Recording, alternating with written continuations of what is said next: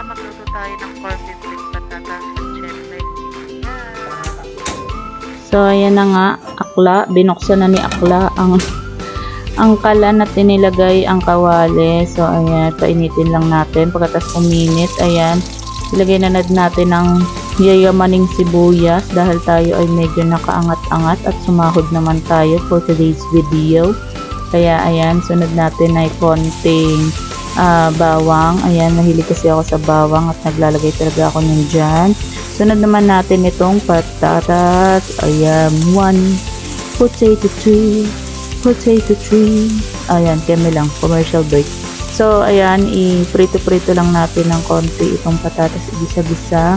Sunod naman natin ay ilagay na natin itong pangmalakasan natin corned beef na nabili natin dito sa mga nagtitinda dito sa subdivision namin. So, ayan, may nagpo-post lang yan dyan na